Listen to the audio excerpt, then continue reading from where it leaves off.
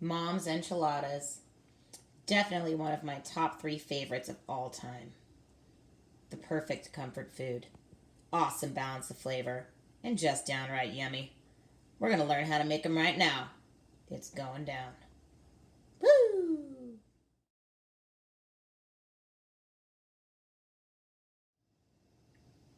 My mom used to always make her enchiladas with chicken, usually a chicken thigh or a breast, but realistically, with this recipe, you can use any type of meat that you like, whether it's chicken, beef, fish, shrimp, or even smoked turkey. This recipe works for any type of meat and it's awesome. So I'm going to go ahead and get started and get my chicken boiling so we can get the whole process rolling.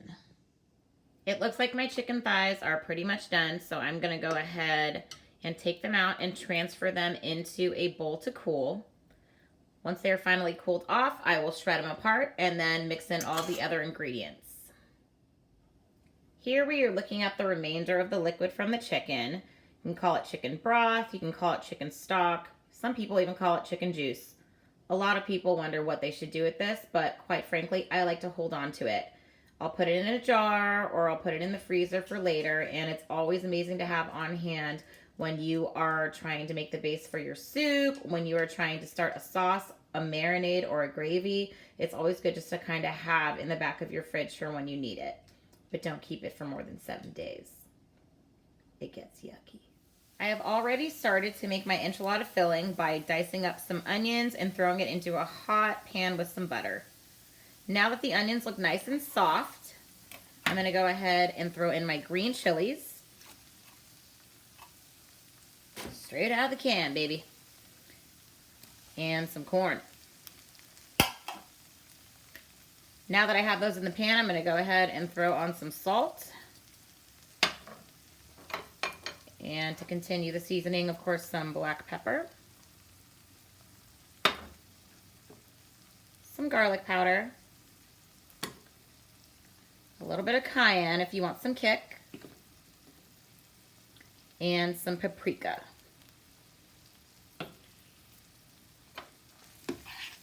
I'm going to let these flavors absorb into my filling before I go ahead and mix it in with my chicken and my cream cheese. It's going to be awesome. Phase 2 of the enchilada filling has begun. So here we have our roughly shredded chicken. I'm going to put some salt on there, a little bit of black pepper, more garlic powder because I love it,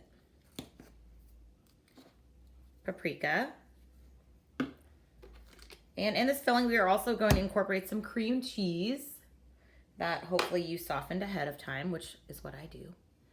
And then the rest of our filling that we just sauteed. So let's get dirty. Time to stick your hands in there, mix it up, and then we will go ahead and start rolling up our awesome Mama's enchiladas. Woohoo! Welcome to my enchilada assembly line. First thing we have is the tortilla.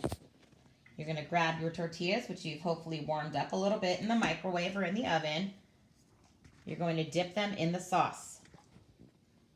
After dipping in the sauce, you will fill with the filling, sprinkle on some cheese, and throw into your pan to bake.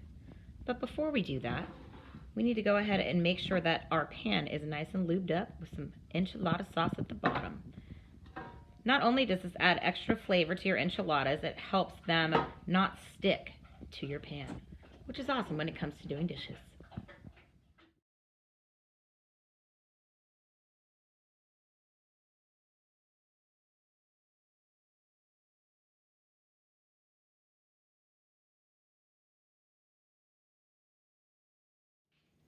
Mama's enchiladas are looking great.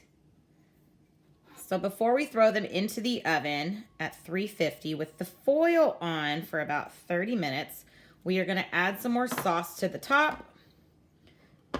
Make sure that it is well coated, and then top it off with some more cheese. Can't ever have enough cheese, especially on your enchiladas. Cover it up, cook it at 350 for 30 minutes. Take off the foil for another 10 minutes so the cheese can get crispy, and enjoy. Thanks, Mom!